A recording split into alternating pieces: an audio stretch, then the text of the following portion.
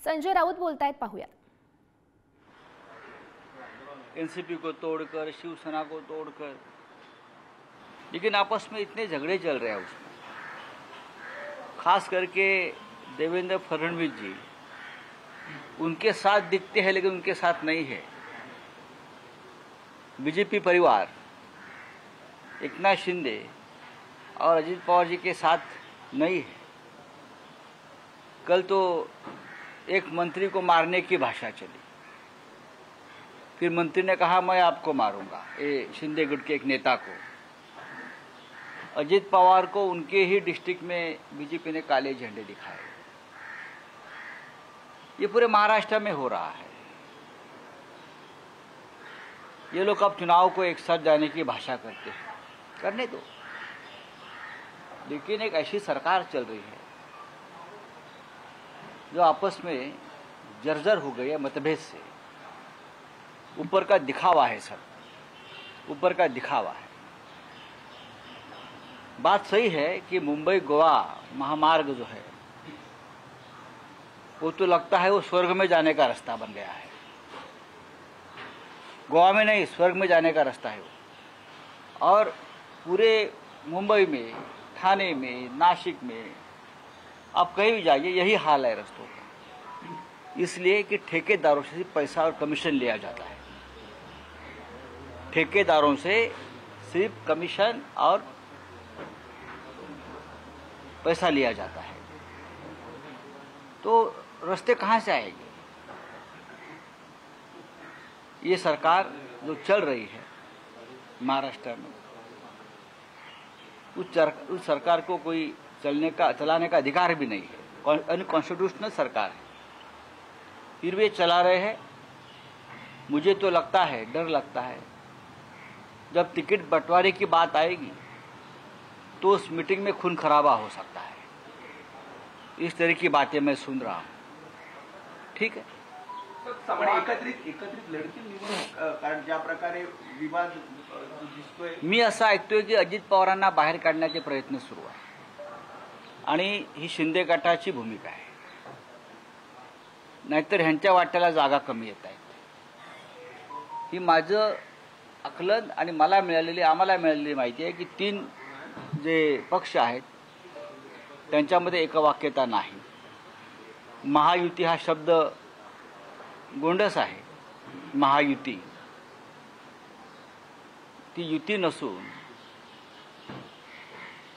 संघर्ष रोज त्यांच्या मारामाऱ्या दिसत नाहीत, पण चालू आहे। एक मंत्री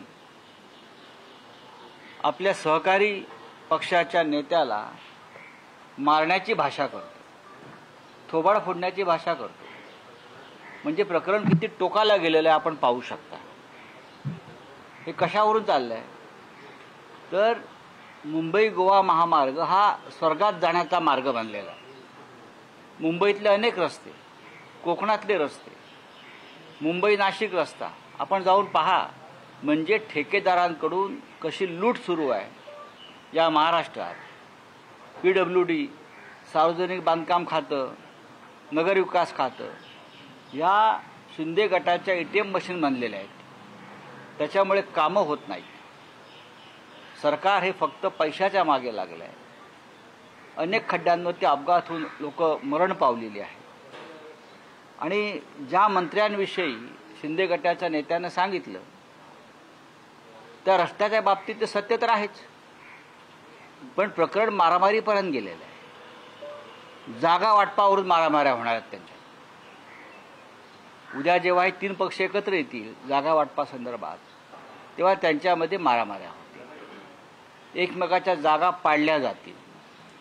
जागा वाटपाच्या बैठकीत खून खराबा होऊ नये एवढीच आमची अपेक्षा आहे। जिशान सिद्दीकी आणि नवाब मलिक काल अजित पवारांसोबत दिसले। जिशान सिद्दीकीवर अजूनही काँग्रेस कारवाई करत नाही, फक्त कारवाई केली जाईल, माझा प्रश्न असा आहे या सगळ्यात, जिशान सिद्दीकींच्या विषयी हा त्यांचा प्रश्न आहे। आता मुळातच विधानसभेचं आता मुदतच संपत आली आहे, पण नवाब मलिक ह्यांच्याविषयी म्हणत ते त्यांच्यावर मुळात कारवाई सुडानच केली होती, जसे आमच्यावर केली। नवाब मलिक हे फक्त देवेंद्र फडणवीस आणि काही लोकांवर सातत्यानं पुराव्यासह बोलत होते. त्यांनी असे काही खळबळजनक पुरावे समोर आणले. त्याच्यामुळेच नवाब मलिक यांच्याविरुद्ध देवेंद्र फडणवीस यांनी ईडीची कारवाई, सीबीआयची कारवाई, NIAची कारवाई करायला भाग पाडले. आज नवाब मलिक सरकारमध्ये आहेत. प्रश्न इतकाच माझा आहे देवेंद्र फडणवीसांना, जेव्हा नवाब मलिक हे विधानसभेत सरकारी बाकावर बसले होते, नवाब मलिक हे सरकारी बाकावर बसले होते, तेव्हा देवेंद्र फडणवीस यांनी अजित पवारांना एक नीतिमत्तेचा पुळका येऊन फार मोठं पत्र लिहिलं होतं की हे कसं योग्य नाही, त्यांच्यावर कशा केसेस आहेत आणि त्या कुठल्या प्रकारच्या आहेत, भारतीय जनता पक्षाच्या त्यांच्याविषयीच्या भावना काय आहेत. देवेंद्र फडणवीस यांनी एकतर ते पत्र मागे घ्यावं. नवाब मलिक यांच्या संदर्भात जे अजित पवारांना पत्र लिहिलेलं आहे त्यांनी, नवाब मलिक हे कसे गुन्हेगार आहेत, आम्ही त्यांच्यावर कसं एक भूमिका घेतलेली आहे, देवेंद्र फडणवीसांनी ते पत्र मागे घ्यावं किंवा त्यांनी हे जाहीर करावं नवाब मलिक ह्यांच्यावरील सर्व आरोप, सर्व खटले खोटे आहेत आणि आम्ही ते सूडबुद्धीने ते खटले त्यांच्यावर दाखल केले. पण ते काल म्हणतात की मी माझ्या भूमिकेवर अजूनही ठाम आहे, नवाब मलिकांबद्दलची भूमिका हो, पण तुमच्या सहकारी पक्षामध्ये आहेत ना, तुम्ही एकत्र सरकारमध्ये आहात. देवेंद्र फडणवीस हे खोटं बोलतात, हे खोटं बोलतात बरं का. ते खोटारडे नंबर 1 आहेत बरं का. एक नवीन सिनेमा येतो एक नंबर, तसे ते एक नंबरचे खोटारडे आहेत. मग असे मी तेच म्हणतो, त्यांनी आपलं पत्र वाचावं. देवेंद्र फडणवीस यांना जर ते पत्र मिळत नसेल तर मी त्यांना आज पत्र पाठवायला तयार आहे. माझ्याकडे पत्राची कॉपी आहे. ते पत्र मी जपून ठेवलं आहे. ऐतिहासिक डॉक्युमेंट आहे ते, ऐतिहासिक डॉक्युमेंट आहे ते. देवेंद्र फडणवीस आणि अजित पवार यांना नवाब मलिक यांच्याविषयी लिहिलेलं पत्र हे राष्ट्रभक्तीचं एक ऐतिहासिक डॉक्युमेंट आहे की आम्ही किती नीतिमान आहोत आणि आम्हाला अशी माणसं आमच्या आसपास चालणार नाहीत आमच्या बाकावर, अशा प्रकारचं पत्र. आता ठाम भूमिका तुम्ही काय सांगताय? तुम्ही एक मान्य करा की नवाब मलिक यांना मी खोट्या प्रकरणात अडकवण्यासाठी ईडीवर दबाव आणला होता, सीबीआयवर दबाव आणला होता, त्यांच्यावरचे खटले खोटे आहेत, बनावट आहेत, ते आम्ही बनवण्यात आले, त्याला गुंतवण्यात आलं. त्यांनी आपलं पत्र मागे घ्यावं, भूमिका ठाम बिमा खोटाडेपणा करू नये. सर, कल सम्मान यात्रा की गई निशान सिद्दीकी के साथ और आज निशान सिद्दीकी अजित पवार से मिल के आए. कल देखो, उस बारे में मैंने बात किया है. नवाब मलिक के बारे में भारतीय जनता पार्टी महाराष्ट्र की, देवेंद्र फडणवीस, ये मुलुंड का जो एक नंगा पोपटलाल है, क्या उसका नाम मैं भूल गया, हाँ आप दे देना नाम उसका, नंगा पोपटलाल जो घूमता है यहाँ, उसने एक भूमिका ली थी कि देशद्रोही है नवाब मलिक जी, ये भ्रष्ट है, ये करप्ट है. उनको जेल में डाला, ईडी, सीबीआई, NIA, उनको टेररिस्ट से उनका नाम जोड़ा गया. ऐसा नहीं है, उनका नाम एक टेररिस्ट से जोड़ा गया, एक ग्रुप से जोड़ा गया. अब नवाब मलिक जी सरकार पक्ष में जब छूटकर आए बेल पर, तो ट्रेजरी बेंच पर बैठे, सरकार की जो पक्ष के जो बेंचेस होते वहाँ बैठे, तो देवेंद्र फडणवीस को बहुत गुस्सा आया और उस गुस्से में एक लेटर लिखा अजित पवार को कि हम कितने राष्ट्रभक्त है, ऐसे देशद्रोही व्यक्ति को आपके साथ बिठा रहे हो, ये ठीक नहीं है. तो आप क्या होगा? आप खुलेआम नवाब मलिक जी अजित पवार जी के पार्टी में गए, आपके सरकार में है. एक तो आपने जो खत लिखा था, जो एक हिस्टोरिक डॉक्यूमेंट बन गया था, वो आप वापस लीजिए. नहीं तो आप बताइए कि नवाब मलिक के ऊपर सब झूठे मुकदमे हमने डाले थे, जैसे हमारे पर डाले हैं, झूठे मुकदमे डाले थे, हमने जो आरोप किए थे सब झूठे हैं. या आप बताइए, महाराष्ट्र को बताइए.